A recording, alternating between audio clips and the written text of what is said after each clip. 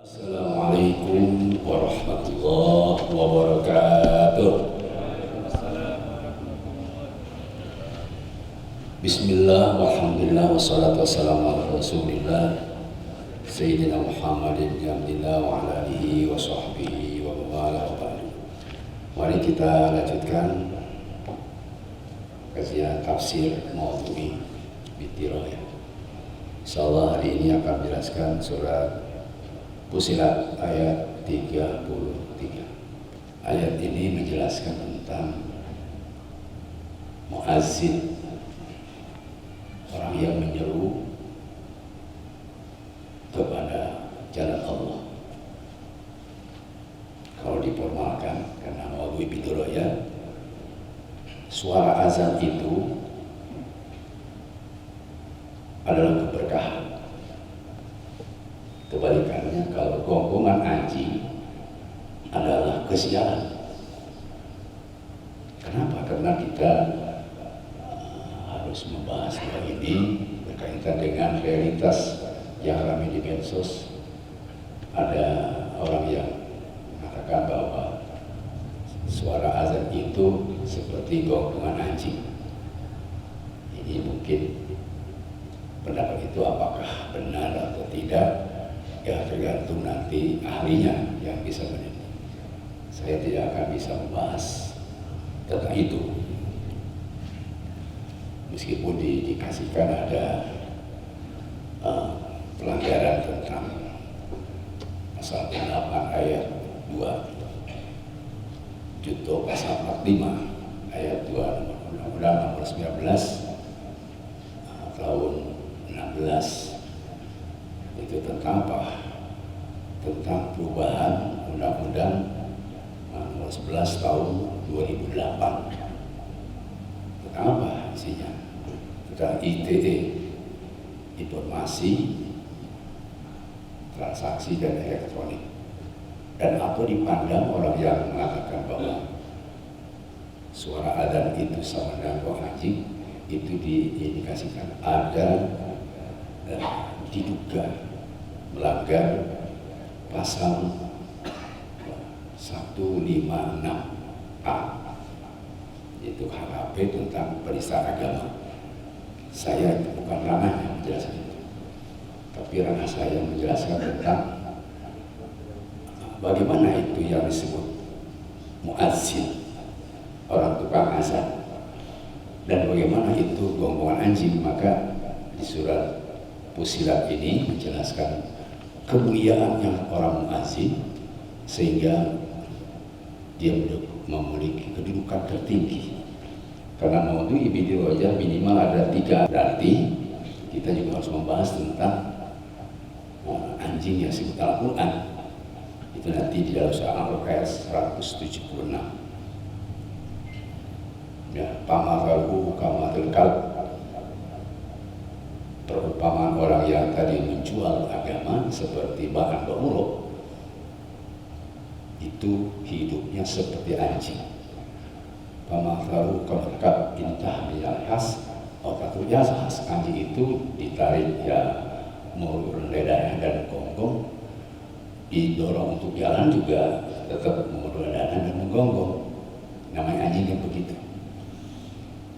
Dari kamatul kalina kadzabu, anjing itu digambarkan perumpamaan orang yang mendustakan Allah, mendustakan ayat Allah, mendustakan kitab Allah. Terutama dulu barang orang mendustakan Taurat. Misalnya jika lebih ayat berpasangan aksusil kasus, jelaskan tentang kisah anjing itu.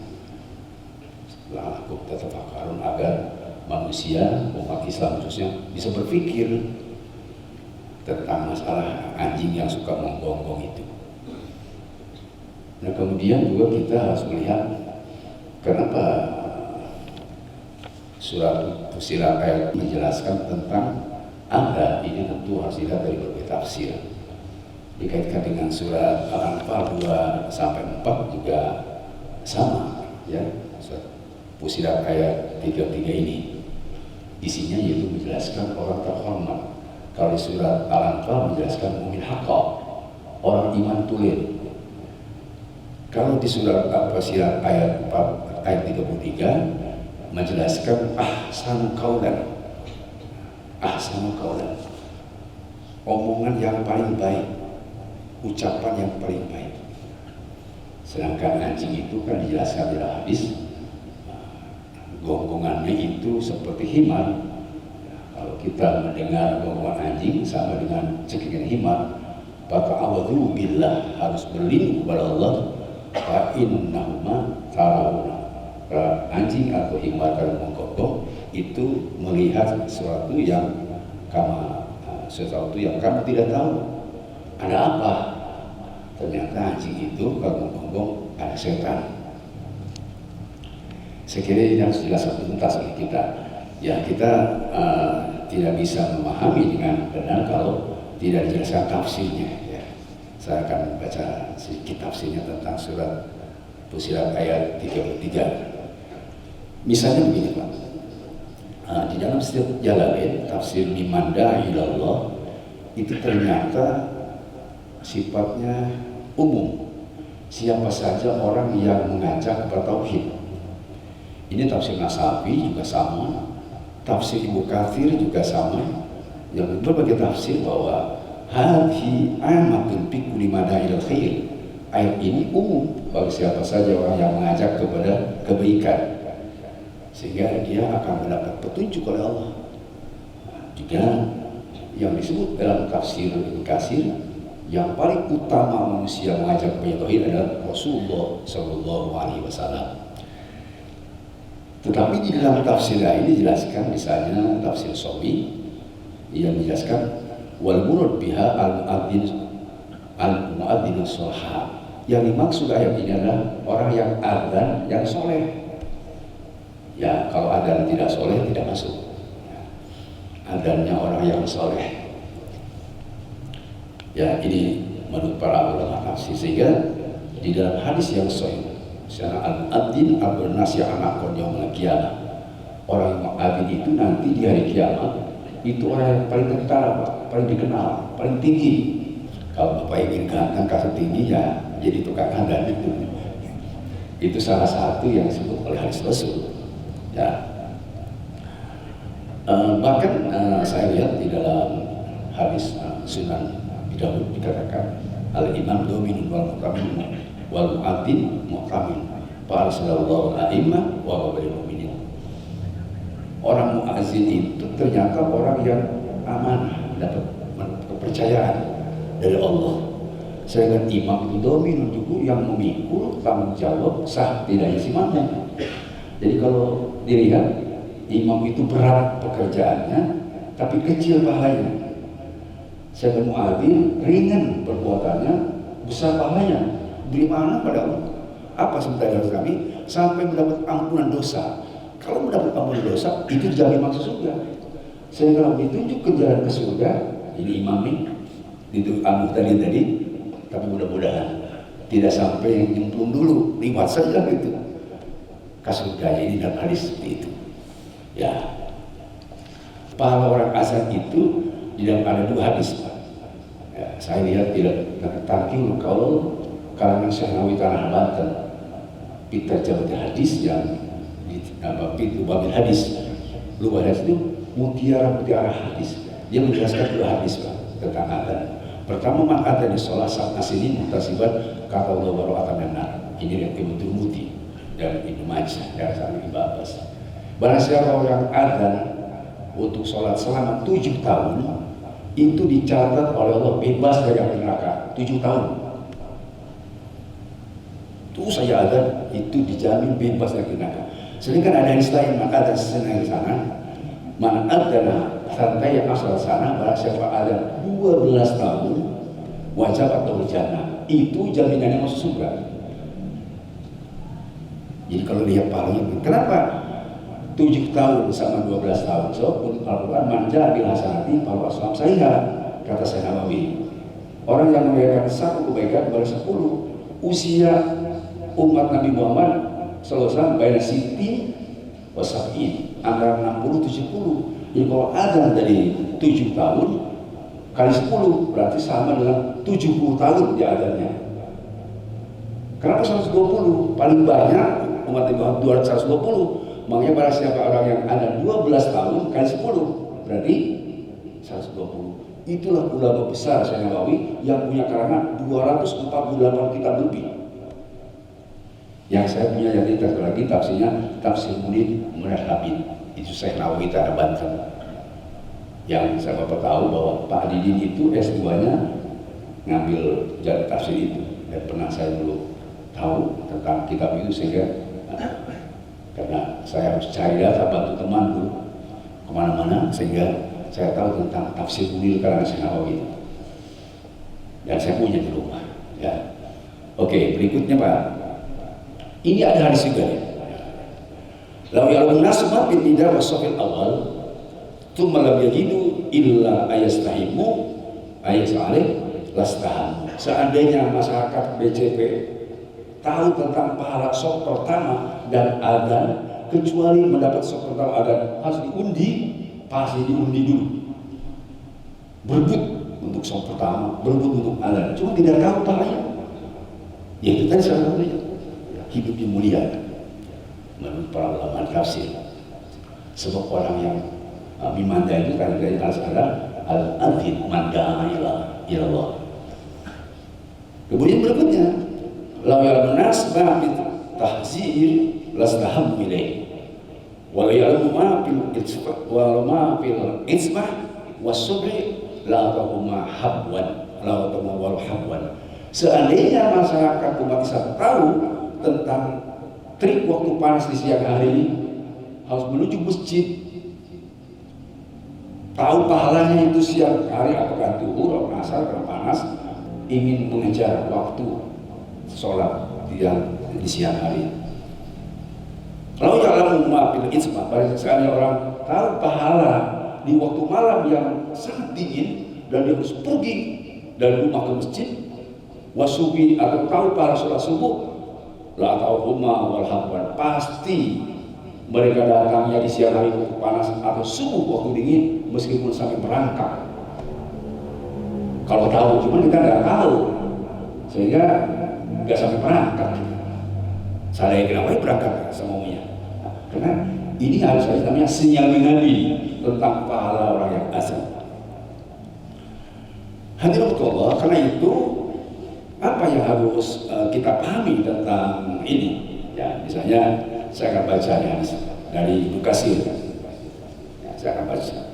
Lau kuntu mu'addinan ma balitu ala an ahujja wa tamara wa ujahid. Seandainya aku dulu menjadi tukang adzan, aku tak peduli hidup kenapa harus ibadah haji toh-tohan ke Mekah, kenapa harus umroh toh-tohan ke Mekah, kenapa harus jihad. Kalau dulu aku tukang adzan tidak harus melakukan itu. Kenapa? Karena kata Mas'ud, Sayyidina Umar mengatakan juga begini, la kuntu mu'adzin lakamula amri. Seandainya aku jadi tukang muadzin, pasti sempurna urusanku semua di dunia.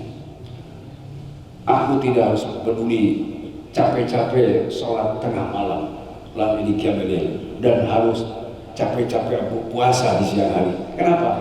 Rasulullah bersabda, Allahumma ghfir lil mu'minin al-mu'adzin. Ya Allah, ampunilah orang yang berazan sampai 3 kali. Allahumma ghfir lil mu'adzin sampai 3 kali. Ya Allah, ampuni orang yang adzan, ampuni orang yang adzan.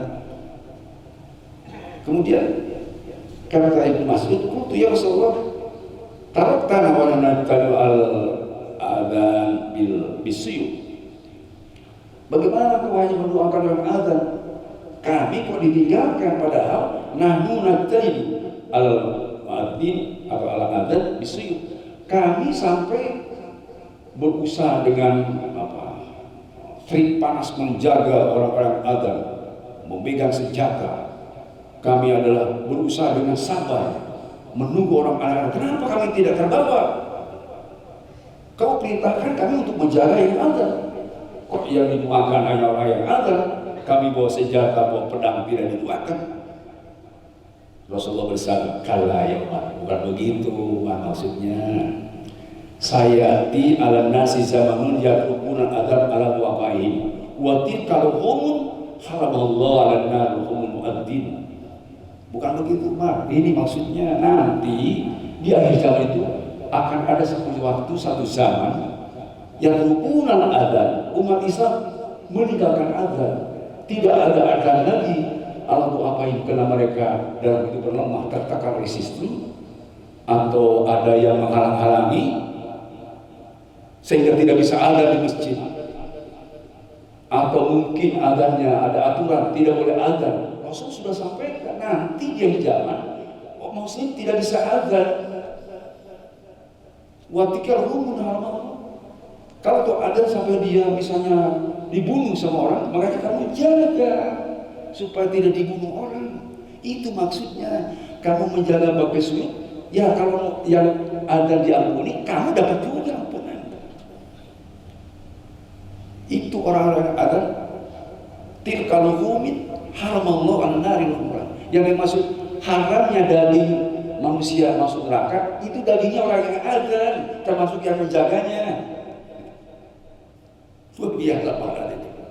Sehingga Siti Aisyah mengatakan, walau hadil ayat ini sebenarnya pas untuk orang yang berazan. Surah Al-Qur'an 33. Apa tadi ayatnya?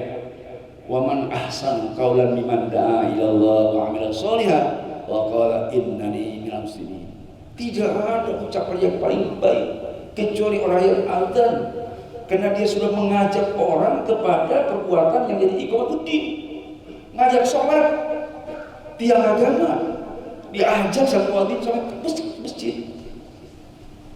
Maka kata Siti Aisyah, ketika yang ada membaca hayya 'alas sholat, itu orang sudah mengajak untuk sholat. Seluruh amalnya dikerjakan oleh muslim tapi tidak sholat, dan diterima. Begitu yang ada langsung ke masjid, diterima semua. Demikian Umar bin Khattab, para sahabat yang mengatakan ayat ini sebenarnya turun surah Al-Qur'an 33 khusus untuk orang-orang yang suka adzan di masjid. Nah, kalau sekarang bandingkan akan sama di dalam surat apa? Dalam surat Al-Anfal dari ayat 2 sampai 4. Apa itu surat Al-Anfal, Pak? Coba dengarin dong. Innamal mu'minuna alladzina idza dzukirallahu wajilat qulubuhum. Orang-orang mukmin yang sempurna apabila mendengar suara adzan, Allahu Akbar, Allahu Akbar, wajilat qulubuhum. Tafsirnya khafat, cara Imam Jalisi, khafat, takut tidak dapat rahmat Allah dan takut punya dosa tidak diampuni, sehingga dia berangkat ke masjid. Makanya al-mu'minu di sini mukmin sempurna. Kalau mendengar adzan langsung berangkat. Ini tafsir yang pertama, Pak. Jadi tafsir yang pertama, wajilat qulubuhum, khafat qulubuhum, takut tidak diampuni dosanya, takut tidak dapat rahmat kalau enggak berangkat ke masjid. So ada tafsir kedua. Apa tafsir kedua? Tafsir kedua itu wajilat ay pasat istilah hebati ala qulubihim. Pasiat itu wajib itu pasiat kaget listi'lai haibatihi, kena membaranya suara adzan, membaranya suara adzan ala qulubihim, atas hati orang-orang yang beriman, membara, bergejolak. Makanya sering saya sampaikan, Abu Bakar Siddiq kalau mendengar adzan pasiat istilah haibatihi, membara hatinya itu. Kenapa? Hebatnya panggilan Allah. Kalau bahasa Sunda, ngaguru. Kalau kita dekat terdengar dadanya Abu Bakar Siddiq bergumur. Gitu. Kalau mendengar adzan. Kita mah kalau gemuruh bukan dada, paling betul gemuruh bukan dada. Jadi kita terkenalkan jadi cuma perut yang bunyi. Abu Bakar Siddiq ketika Allah dia langsung wajilat qulubuhum. Tadi tafsir pasti kaget langsung. Malah kalau Sayyidina Umar bin Khattab sampai lari gitu ya. Ini maksud suara adzan tadi wajilat qulubuhum. Hadirin Allah, memang kita harus ada bandingan memang. Itu tadi suara adzan didengar oleh orang mukmin yang sempurna, fasiat, khofat, gemetar dan sampai takut. Tetapi nanti ada di surat Al-Ayat 45. Apa ibadah surat 45? Wa idza dzukirallahu wahdah isma'azat qulubil ladzina la yu'minuna bil akhirah. Apabila disebut nama Allahu Akbar, isma'azzat, jengkel qulubul ladzina la yu'minuna billah, hati orang yang tidak iman kepada Allah dan tidak iman kepada akhir. Jadi beda. Orang yang beriman mah takut, kaget, tapi orang yang tidak beriman, terutama tidak beriman ke akhirat, itu isma'azza, jengkel. Apa itu isma'azza? Tafsirnya menurut Imam Sudar, isbat nafar, lari dia. Kalau mendengar suara adzan lari, tidak mau. Ada juga inkabatot itu lari cepat. Ini menurut para tafsir. Sama dengan sebuah hadis Nabi Muhammad SAW yang terkenal. Ya, apa itu yang terkenal? Qala Nabi SAW, inna syaitan idza sami'a nida bis shalah ahana lahu durrat hatta la yasma'u sautah. Fa idza sakata raja'a fa waswasa. Fa idza sama al-iqamah dhahaba hatta la yasma'u sautah. Fa idza sakata rafa fa waswasa. Ini hadis Bukhari. Sabda Nabi, setan itu kalau mendengar suara adzan halal durrat, dia berlari sambil kentut besar, bukan kentut kecil, bukan cus, bukan durrat besar, dan ditut itu. Kalau setan mendengar adzan, hatta lias masalah, sehingga sudah tidak lagi terdengar suara adzan, dia berhenti di situ. Faidah sakata, kalau adzan sudah tidak dengar, lalu dia pergi lagi ke masjid. Roja waswasa, lalu menggoda orang yang sholat. Mungkin ini sholat sunat ya. So apa? Faidah sami'a iqamah, apabila dengar qomat, Allahu akbar, subhanallah, itu setan lagi. Dhahaba, sehingga dia tidak mendengar lagi suara yang qomat. Faidah sakata, kalau berhenti qomat, mulai Allah warahmatullahi ta'ala baca doa, rofa'a, itu setan muncul lagi, waswasa, lalu menggoda orang yang sholat. Itu hadisnya sahih, Pak. Di dalam Bukhari saya lihat ada nomornya 608. Malah Imam Muslim juga menjelaskan. Beda redaksi. Kalau di dalam hadis Muslim nomornya 382. Sama. Setan kalau mendengar suara lari, kentut. Seperti lari, kabel. Itu setan. Kita supaya sholat hati-hati karena sholat mengganggu kita. Nah, ini kalau soal menghukum kita ada sarannya yang kita Bukhari juga dan Muslim bukan al-adhkar. Apabila mau sholat baca doa. Apa doa yang dibaca? Falaq bin Nas, atau doa yang dibaca adalah a'udzubika min hamazatis syayatin wa a'udzubika rabbi ayahdurun. Itu sebelum sholat. Ya Allah, aku berlindung kepadamu dari min hamazatis syayatin, dari godaan-godaan setan. Kita waktu sholat. Wa a'udzubika rabbi ayahdurun. Ya Rabb, aku berlindung kepada Allah, berlindung kepadamu ayahdurun. Ayahdurun, hadirnya setan. Kalau kita misalnya hadir setan tergoda, bahaya. Dan memang setan selalu hadir. Kalau kita hadir setan tidak mengganggu karena kita dijaga oleh Allah, biarin saja. Mau berapa banyak ke setan tidak terganggu. Ini saya pernah mengungkapkan bagaimana sekarang. Ini bagaimana ini si corona ini? Boleh masuk.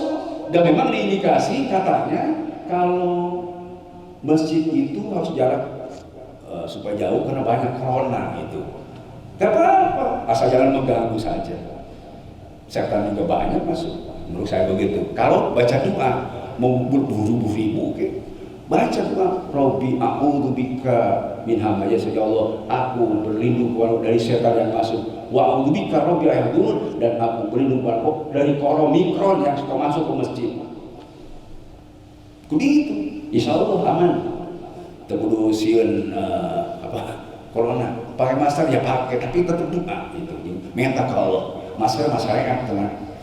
Hakikat meminta ke Allah. Setan apapun kalah pas sama doa. Tadi buktinya kalau berzikir lari. Baik, nyimpang sedikit Pak, supaya ada korelasi. Karena itu ya saya harus memberi semacam pemahaman tentang setan. Setan itu begini Pak sebenarnya ya.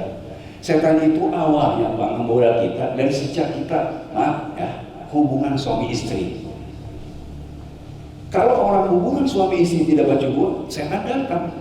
Makanya ketika mau hubungan suami istri baca doa. Apa doanya? Allahumma jannibis syaitan wa jannibis syaitan bima razaqtana. Itu yang doa yang masyhur.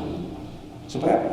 Supaya di dalam hadis saya lihat, fa innahu in yaqti bainahuma waladun fi dzalik lam yadur syaitan abada. Itu hadisnya Sahih Muslim. Kalau kita misalnya dari hubungan itu menjadi anak, maka anak kita tidak akan bisa digoda oleh setan selama-lamanya. Saya lihat dari hadis Bulughul Maram kecil kita aja Pak. Ya. Saya catat halaman di sini 213. Hadis nomor 1049. Jadi kalau kita punya anak karena tadi baca Quran, maka anak kita tidak akan disentuh setan selama-lamanya. Ada lagi hadis lain.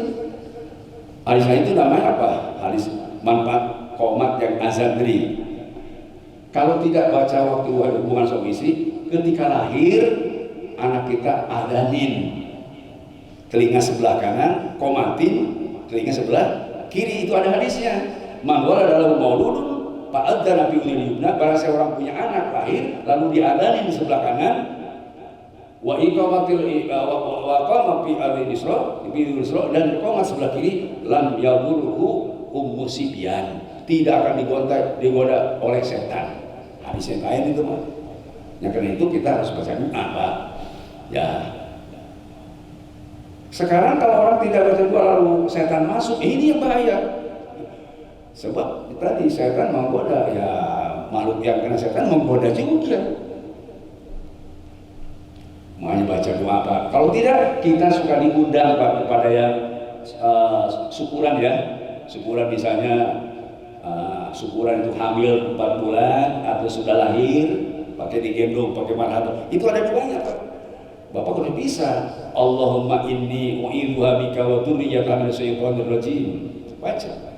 Kalau kita melihat istri hamil, baca dia banyak baca. Atau melihat bayi, baca dia baca. Bahkan khusus kalau untuk melihat bayi, a'udzu bika bi kalimatil tammah min syarri ma khalaq wa min syarri kulli hammah wa min kulli syaitan wa min kulli lamah.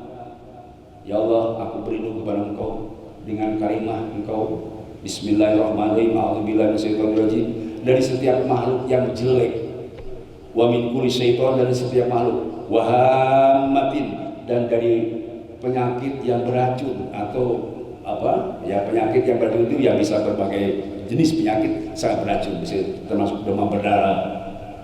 Wa min kulli lamah, dan dari setiap sesuatu yang sangat berbahaya atau balai.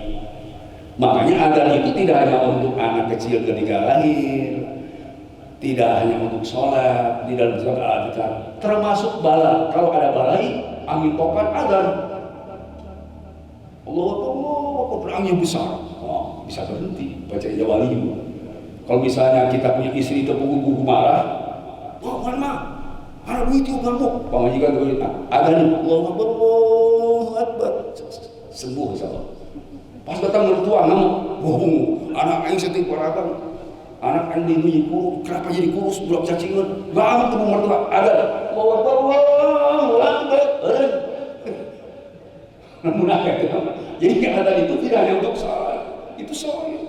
Ya, kalau ngamuk guru adzan, itu salah satunya Pak. Jadi kita adzan itu insya Allah menurut saya Pak.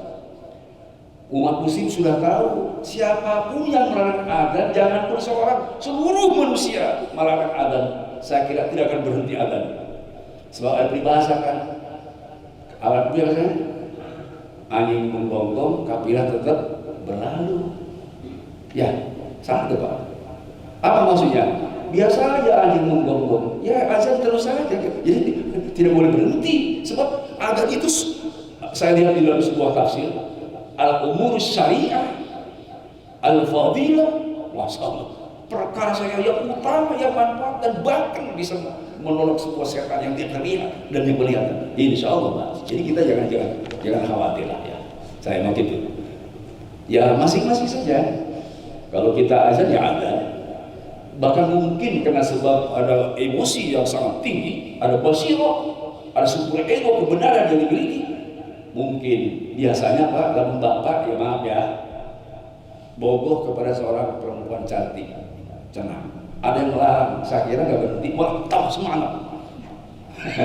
Betul ya? Nah, contoh saya di rumah, Kalau kita sekarang cinta adzan, cinta sholat, cinta berjamaah, lalu ada yang melarang, saya kira tambah banyak adzan. Kalau speaker yang lain lagi, Pak, ya Bapak harus bisa memahami. Katanya sih, kenapa kok Muhammadiyah setuju? Bukan masalah azannya lain. Mungkin speakernya ternyata mau diatur saja. Ya, jadi jangan sampai kita tadi menyamaratakan, oh kalau begitu sama aja tuh Muhammadiyah juga. Enggak. Saya tahu termasuk orang Muhammadiyah tidak melarang azannya.